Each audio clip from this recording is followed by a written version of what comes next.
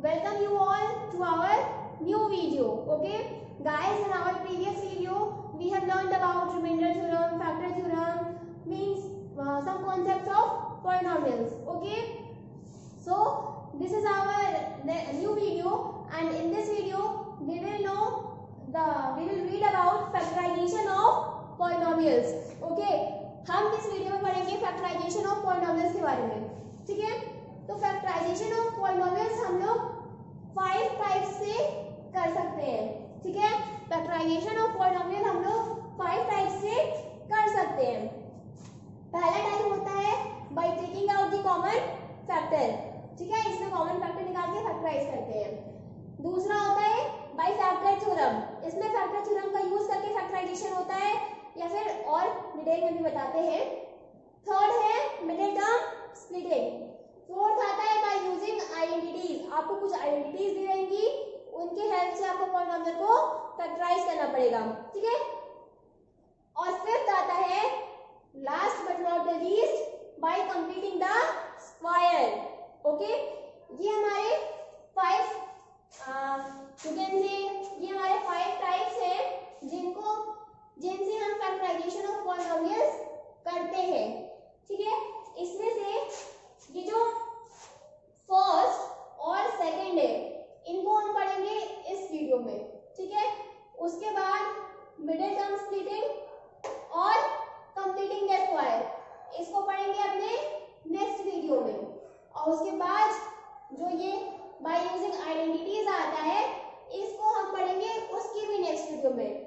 मतलब इस वीडियो में हम डिस्कस करेंगे by taking factorisation by taking out common factor और factorisation by taking by factor theorem. ठीक है, नेक्स्ट वीडियो में हम डिस्कस करेंगे factorisation by middle term splitting और factorisation by completing the square. उसके नेक्स्ट वीडियो में हम अपनी लास्ट टाइप जो कि है फैक्टराइजेशन बाय यूजिंग आइडेंटिटीज उसको डिस्कस करेंगे. ठीक है, तो स्टार्ट करते हैं अपने फर्स्ट टाइप से जो कि है bye taking out the common factor. ठीक है गाइस, ये जो टाइप होती है ना ये बहुत इजी होती है. इसमें आपको कोई भी मतलब कह लीजिए कुछ भी दिया है, कोई पॉलिनोमियल है, जैसे कोई भी दो पॉलिनोमियल आपको दिए, एक और दो पॉलिनोमियल है, तो इन दोनों पॉलिनोमियल में कोई एक कॉमन टर्म या कोई कॉमन कांस्टेंट या कोई एक कॉमन पॉलिनोमियल या फिर कोई भी कॉमन टर्म जैसे कांस्टेंट और पॉलिनोमियल का कॉम्बिनेशन कुछ भी हो सकता है. इन दोनों पॉलिनोमियल में जो भी कॉमन होगा, इन दोनों पॉलिनोमियल में जो भी कॉमन होगा उसको आपको निकाल के जो बच रहा है उसको सिंप्लीफाई करना होता है. ठीक है, ये सबसे इजी टाइप होता है, सबसे इजी मेथड होता है फैक्टराइजेशन का. इसमें कुछ भी नहीं करना होता है. तो स्टार्ट करते हैं इसके कुछ एग्जांपल से. पहला एग्जांपल हम लेते हैं. हमारा पहला एग्जांपल जो है कि factorise 5a into b plus c minus 7b into b plus c. ये हमारा एक एल्जेब्रिक फॉर्म है. ठीक है, ये एक फॉर्म दिया है. अब आप देखोगे कि इन दोनों में b प्लस सी कॉमन आ रहा है, मतलब कि b प्लस सी इसमें भी है और b प्लस सी इसमें भी है. दोनों में हमारा b प्लस सी है, और b प्लस सी के अलावा 5a इसमें है और 7b इसमें है, जो कि अलग अलग है. 5 और 7 में कुछ भी कॉमन नहीं है, a और b में कुछ भी कॉमन नहीं है, पर इन दोनों में एक ही चीज कॉमन है, b प्लस सी. तो हम क्या करेंगे, b प्लस सी को बाहर निकाल लेंगे. इसको बाहर निकाल लिए तो हमारे पास क्या बचा, 5a. इस टर्म से हमें 5a बचा और इस टर्म से हमें 7b बच रहा है. तो इसका आंसर क्या है, b प्लस सी इंटू 5a माइनस 7b. ये इसका आंसर हो जाएगा. हमने इस पूरे इक्वेशन से b प्लस सी कॉमन निकाल के इसको सिंप्लीफाई कर दिया है. ये बहुत ही इजी है, सबको समझ आ रहा होगा. ठीक है, अब चलते हैं अपने नेक्स्ट एग्जांपल पे. नेक्स्ट एग्जांपल हमारा क्या है कि फैक्टराइज 6 into 2 का whole square minus 8 into 2a plus b, ये है। अब हमारा इक्वेशन क्या है, क्या है, 6 इंटू 2a प्लस b का whole square minus 8 into 2a plus b, ठीक है। अब ये देख के ही समझ में आ रहा है कि 2a प्लस b दोनों में है, दोनों टर्म में हमारा 2a प्लस b है, दिया हुआ है, ठीक है। लेकिन यहाँ पे 2a प्लस b का होल स्क्वायर है और यहाँ 2a प्लस b का पावर 1 है, लेकिन भले इसमें स्क्वायर और उसमें पावर 1 है, लेकिन पावर 1 मतलब 2a प्लस b को होल स्क्वायर को हम लोग 2a plus b into 2a plus b लिख सकते हैं। तो उसमें से एक 2a प्लस b निकाल लेंगे और इसमें से एक 2a प्लस b निकाल लेंगे, तो हमारे पास क्या बचेगा, हमारे पास बचेगा, अगर हम 2a प्लस b कॉमन निकाल लें तो हमारे पास बचेगा 6 into 2a plus b minus 8। सबको समझ में आ रहा है? यहाँ 2a प्लस b के होल स्क्वायर को 2a प्लस b के होल स्क्वायर को हम 2a plus b into 2a plus b लिख सकते हैं, लिख दिया। अब इसको किया सिंप्लीफाई, तो ये हो गया 6 into 2a plus b into 2a plus b minus, अब यहाँ क्या है, 8 इंटू 2a प्लस b, एक 2a प्लस b इससे और एक 2a प्लस b इससे हमने कॉमन निकाल लिया। इसमें हमारे पास क्या बचा, 6 इंटू 2a प्लस b और इसमें क्या बच गया, माइनस 8। अब हमें ये देखना है कि क्या 6 इंटू 2a प्लस b और 8 में भी कुछ कॉमन आ रहा है। सोचिए, बहुत ही इजी है, सोचिए, हम बताते हैं क्या। जी हाँ, 6 into 2a plus b minus 8, इसमें भी कुछ कॉमन है। 6 और 8 दोनों 2 के डिविजिबल है, और अगर 2 के डिविजिबल नहीं है, मतलब कोई नंबर ऐसा होता जो 2 का डिविजिबल नहीं होता, तो भी उसमें से कॉमन निकल सकता है। कैसे? पहले हम 6 और 8 का HCF निकालेंगे। तो 6 के मल्टीपल्स क्या बन जाएंगे हमारे, 1 2 3। 6 के मल्टीपल्स हो गए 8 के और 6, 1 2 3 6, ये 6 के हो गए। 8 के क्या हो जाएंगे, 1 2 4 8, 1 2 4 8, ये हमारे किसके हो गए, 8 के हो गए। अब हम देखेंगे कि 1 2 3 6 और 1 2 4 8 में 2 कॉमन है, तो 6 और 8 का HCF हमारा कितना हो गया, 2 हो गया। HCF 2 है, मतलब इसमें मैक्सिमम 2 कॉमन हो सकता है, ठीक है। अब यहाँ पर हमने 2a प्लस b निकाला था, 2 और निकाल लेते हैं, कॉमन में 2 और निकाल लेते हैं, तो क्या बच के आएगा हमारे पास बचेगा 3 into 2a plus b minus 4। यहाँ पर हमने पहले 2a प्लस b कॉमन निकाला था, अब हमारे पास क्या बच रहा है, 6 और 8 बच रहा है, 6 और 8 बच रहा है। अब 6 और 8 बच रहा है, तो हमने HCF निकाल के देखा कि 6 और 8 में सबसे जो उसका HCF है वो 2 हो रहा है, मतलब ज्यादा से ज्यादा हम इसमें से 2 कॉमन निकाल सकते हैं, ठीक है। निकाल लिए, तो यहाँ पे 2 और कॉमन निकाले हम, तो बच क्या हो गया, 2 into 2a plus b into, यहाँ 2 निकाले 3 बचा, 3 into 2a plus b minus, इसमें से 2 निकाले तो क्या बचा, 8 बचा। तो इसको हम लोग ऐसे ले सकते हैं कि 2 into 2a plus b into 3 into 2a 6a plus 3b minus 8। So guys, ये हमारा आंसर हो गया।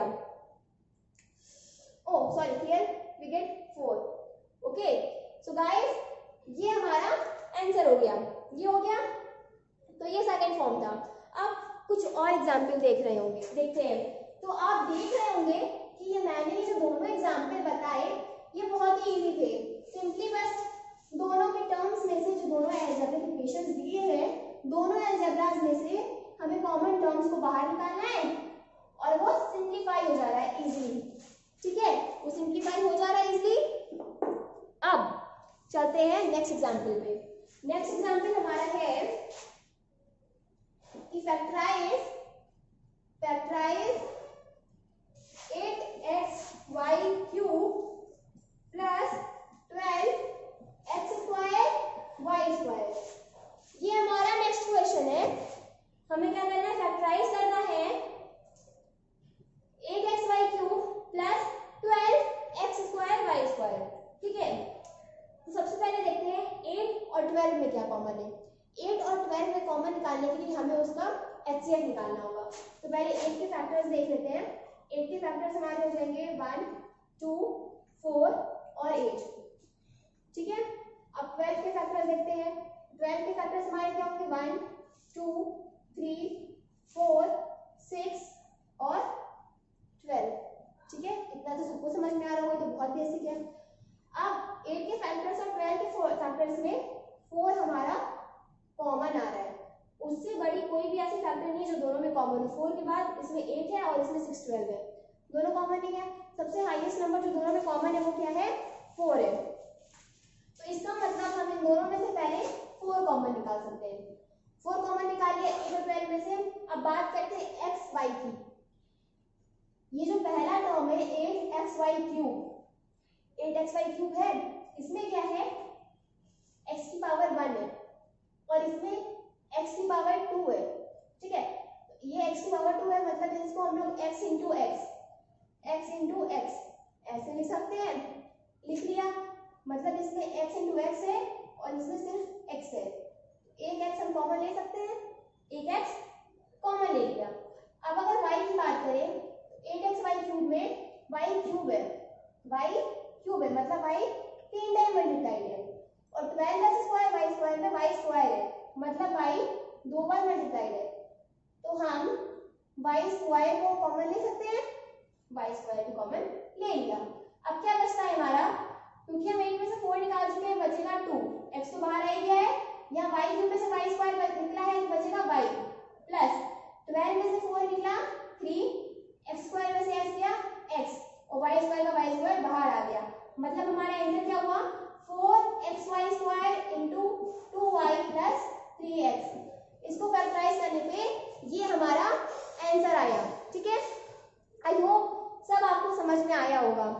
अब चलते हैं अपने नेक्स्ट टाइप पे। नेक्स्ट टाइप हमारा क्या था, factorisation with the help of factor theorem. हमको फैक्टराइजेशन करना है फैक्टर थ्योरम की हेल्प से। उसमें भी कुछ ज्यादा टफ नहीं है। पता है गाइस क्या, अगर आप कोई भी चीज है उसको बहुत ध्यान से उसमें क्या मतलब क्या क्या चीजें हैं, क्या क्या कनेक्शन हो रहा है, मतलब कोई भी दो चीजें हैं उसके बीच का क्या कनेक्शन है, वो कनेक्शन समझ के उसके बेस को समझ के और उसके थोड़े प्रॉब्लम्स को सॉल्व करते हुए आप उस टॉपिक को कवर करते हो ना, तो वो टॉपिक आपको इजीली समझ में आ जाता है, वो टॉपिक आपके लिए इजी हो जाता है। अगर आप उसी को रटोगे, क्वेश्चन सॉल्व नहीं करोगे, बस क्लास में पढ़ा दिया, हमने पढ़ लिया, हो गया, कोई क्वेश्चन नहीं सॉल्व करना है, बस रटा दिया गया कि हाँ इसको ये कहते हैं, ये ऐसे होता है, वो माइंड में फिट कर लिया, उसके कॉन्सेप्ट को नहीं समझा, उसको किसी चीज से कनेक्ट नहीं किया, उसको इमेज बना के या फिर किसी भी तरीके से हमने अपने आप से समझने की कोशिश नहीं की, टीचर से अच्छे से नहीं समझा हमने, तो वो हमारे लिए ही गलत है। अगर आप उसको बहुत ध्यान से समझोगे तो वो चीज़ बहुत ही ईजी हो जाएगी। अभी हमने आपको पढ़ाया factorisation by taking the common factor, ये तो बहुत ही ईजी था, दो में से कॉमन निकाल के सिंप्लीफाई करना था, फैक्टराइज करना था। पर अगर आप ही में से किसी ने इसी को नहीं समझा होगा, बस हाँ इसमें से ये निकाल लिया, ये हो गया, इसका आंसर ये आ गया, आंसर रट लिया, हो गया, बाकी क्वेश्चन अपने से प्रैक्टिस ही नहीं की, तो आप कभी नहीं समझ पाओगे, चाहे वो कितना इजी से इजी टर्म क्यों ना रहे, ठीक है। चलिए ये सब तो बात की बात है। अब चलते हैं अपने सेकंड टाइप पे, जो कि है factorisation by factor theorem. Factorisation by factor theorem में हम लोग क्या करते हैं, जैसे अभी हमने आपको कॉमन फैक्टर वाले में बताया कि दो नंबर्स में से 8 और 12 दो नंबर्स हैं, तो उसमें से कॉमन निकालने के लिए हमको उसका HCF निकालना होता है।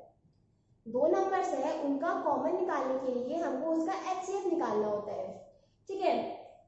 तो उसी तरीके से हम फैक्टर थ्योरम में क्या करेंगे, फैक्टर थ्योरम में कुछ भी दिया है, सपोज कोई भी टर्म है, कुछ भी है, उसका आपको फैक्टर निकालना है और उसके जितने फैक्टर्स आएंगे ना, वो सारे आपको उस पॉलिनॉमियल में पुट करके चेक करना है कि वो जीरो हो रहा है कि नहीं। अगर उसका रिमाइंडर जीरो हो रहा होगा, अगर उस पॉइंट पे उसकी वैल्यू जीरो आ रही होगी, दैट मीन्स वो टर्म उसका फैक्टर होगा। हमने फैक्टर थ्योरम में भी यही पढ़ा है कि अगर ये कोई पॉलिनॉमियल है, उसको हम किसी लीनियर पॉलिनॉमियल से डिवाइड कर रहे हैं, सपोज x - a से डिवाइड कर रहे हैं, तो p ऑफ a यानी कि जो रिमाइंडर होगा वो अगर 0 हुआ, x minus a is the factor of that polynomial. और p ऑफ a निकालना, उसका p of a equal to remainder कैसे होगा, वो हमने पढ़ा है रिमाइंडर थ्योरम में, and both are interlinked. Okay, so देखते हैं इसका भी स्टार्ट हम एग्जाम्पल लेके करेंगे। कोई भी चीज, जैसे कोई भी चीज समझानी हो उसको कॉन्सेप्ट से समझाएंगे, कोई भी चीज की तरीका बताना हो कि वो कैसे करेंगे तो उसको एग्जाम्पल से बताएंगे, इजी रहेगा। ठीक है, इसका फर्स्ट एग्जाम्पल देखते हैं। अगर इसका फर्स्ट एग्जाम्पल देखें, सपोज हमारे पास दिया है, फर्स्ट है factorise x square plus 5x plus 6। ठीक है, हमें x square plus 5x plus 6 को फैक्टराइज करना है। तो हम क्या करेंगे, पहले इसका जो कांस्टेंट टर्म है, ठीक है, जो कांस्टेंट टर्म है उसको हमको मतलब उसके हमको फैक्टर्स निकालने पड़ेंगे। तो यहाँ 6 है, तो 6 के फैक्टर्स क्या हो जाएंगे, plus minus 1 plus minus 2 plus minus 3 plus minus 6 ये होंगे। अब बात यहाँ आ रही है कि पिछले में तो हमने प्लस माइनस कुछ लिया ही नहीं था, सिर्फ पॉजिटिव फैक्टर्स ले लिए थे, इसमें हम क्यों नेगेटिव फैक्टर्स ले रहे हैं। तो भाई सिंपल सी बात है, अगर आप -1 इंटू -6 करते हो तो वो भी 6 है, और 1 इंटू 6 करते हो तो भी 6 है। ये क्यों हुआ, क्योंकि negative into negative positive.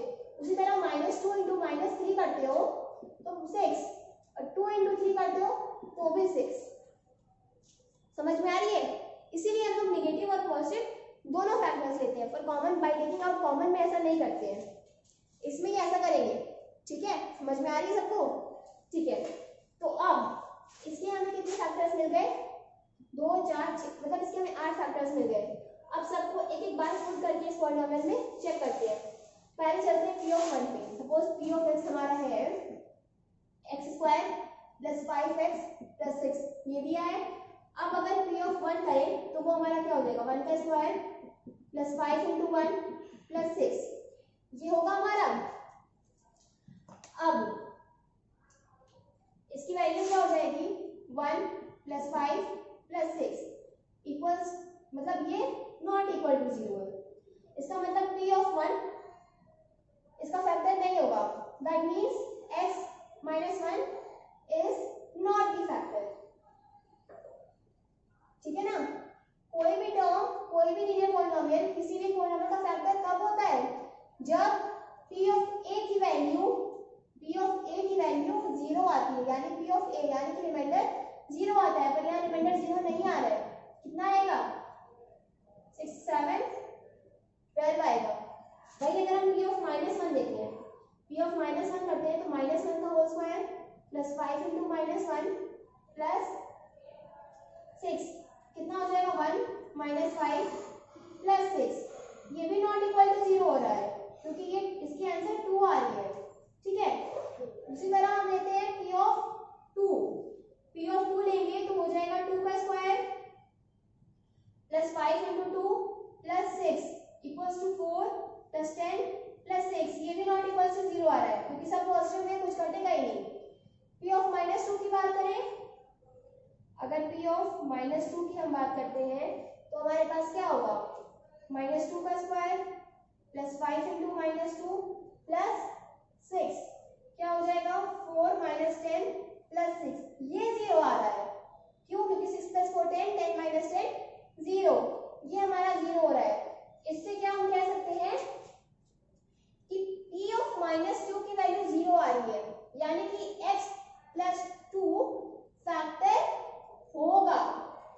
Minus में 0 आ रही वैल्यू तो यहाँ प्लस होगा, x माइनस a जब डिवाइड करते थे तो p ऑफ a करते थे 0, p ऑफ a 0 आता था तो x माइनस a फैक्टर होता था। p ऑफ -2 0 आ रहा है तो x प्लस 2 फैक्टर होगा। समझ में आ रही है बात। ठीक है, अब करते हैं p ऑफ 1 -1 2 -2 हो चुका है। अब चलते हैं p ऑफ 3 पे। p ऑफ 3 क्या होगा, 3 का square plus 5 into 3 plus 6 equals to 9 plus 15 plus 6, ये नॉट इक्वल टू 0 हो रहा है।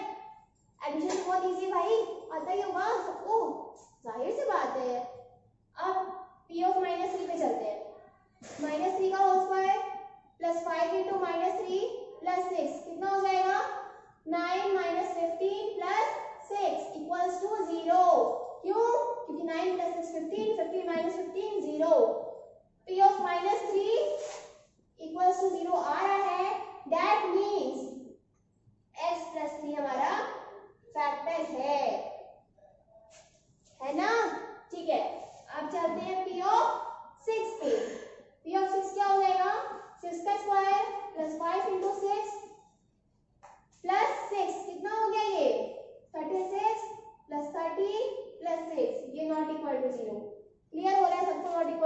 कुछ कटेगा ही नहीं, 0 कहाँ से होगा और ऐड होते जाएगा।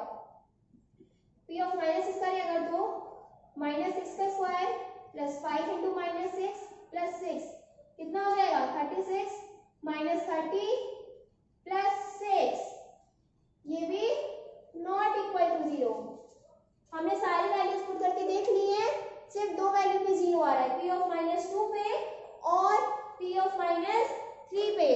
ठीक है, तो हम लोग क्या कहेंगे x plus 2 and x plus 3 are factors of x square plus 5x plus 6। बात समझ में आ रही है सबको? गाइस ये बहुत ही इजी है, हमने सिंपली पॉलिनोमियल का जो कांस्टेंट टर्म था, पॉलिनोमियल का जो कांस्टेंट टर्म था उसको उसके फैक्टर्स निकाले, पॉजिटिव और नेगेटिव दोनों निकाल लिए। अब इस पॉलिनोमियल में ये सारी वैल्यूज पुट करके देखी, जो वैल्यू 0 आ रही है वो टर्म उसका फैक्टर होगा। ये चीज हमने फैक्टर थ्योरम में पढ़ी है कि अगर कोई लीनियर पॉलिनोमियल का फैक्टर है तो उसमें p ऑफ a 0 होना चाहिए। p ऑफ a 0 है, अगर p ऑफ a 0 है तो वो जो टर्म्स होंगे हमारे वो उस पॉलिनोमियल के फैक्टर होंगे। क्लियर? अब चलते हैं सेकंड एग्जांपल पे। ठीक है, सेकंड एग्जांपल क्या है हमारा, देख लेते हैं। इसमें हमने सबसे पहले कांस्टेंट टर्म का फैक्टर निकाला, सारे फैक्टर्स की वैल्यू निकाली, जिसमें 0 आया वो सिंपली हमारा फैक्टर हो गया according two factor theorem. Second question क्या कहता है हमारा, सेकंड क्वेश्चन हमारा कहता है कि फैक्टराइज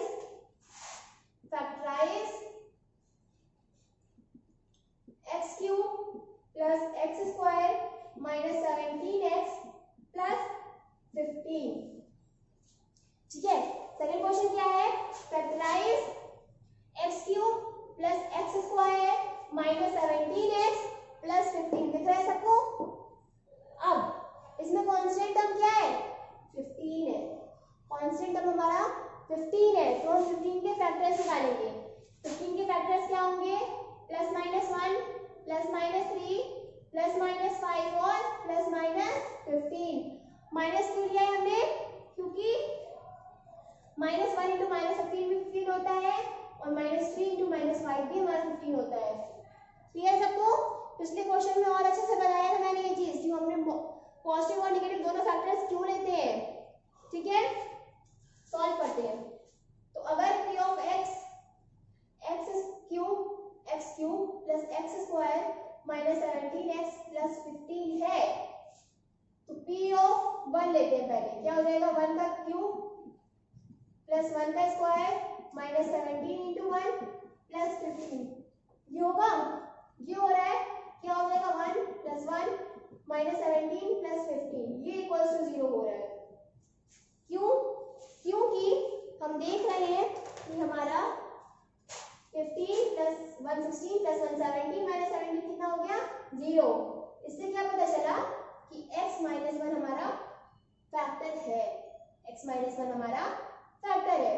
अब अगर हम p ऑफ माइनस 1 रखें तो ये हो जाएगा माइनस 1 का क्यूब प्लस माइनस 1 का square minus 17 into minus 1 plus 15। कितना हो जाएगा ये, माइनस 1 प्लस 1 प्लस 17 प्लस 15, ये नॉट इक्वल टू 0 हो रहा है। दिख रहा है सबको?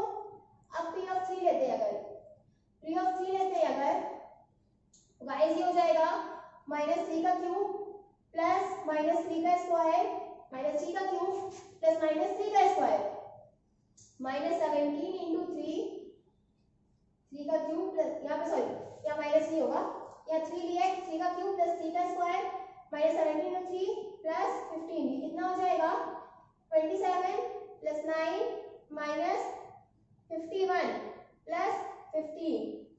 Now 27 plus 9 gives us 36, 36 plus 15 51, 36 plus 15 is 51 and 51 minus 51 is 0। That means कि x minus 3 भी हमारा फैक्टर है। ठीक है, अब p ऑफ माइनस 3 की बात करते हैं। पी ऑफ -3 की बात करें तो हो जाएगा -3 का होल क्यूब प्लस -3 का स्क्वायर -17 इंटू -3 प्लस 15, ठीक है। ये क्या बनेगा हमारा -27 प्लस 9 प्लस 51 प्लस 15। यहाँ पर सिर्फ -27 है, बाकी सब ऐड में है, यहाँ 51 भी है, ये नॉट इक्वल टू 0 आ जाएगा। इजीली समझ में आ रहा है, ठीक है। इतना हो गया। अब चलते हैं पी ऑफ 5 पे। पी ऑफ 5 हमारा क्या हो जाएगा 5 का क्यूब हुआ, ठीक है। ये 5 का क्यूब हुआ प्लस 5 का स्क्वायर -17 इंटू 5 प्लस 15, ये है, ये हो जाएगा 125 प्लस 25 -85 प्लस 15, ये नॉट इक्वल टू 0 हो रहा है, ठीक है। अब बात करते हैं पी ऑफ -5 की।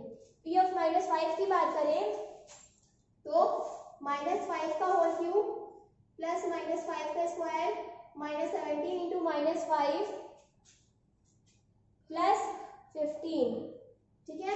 ये हो जाएगा -125 प्लस 25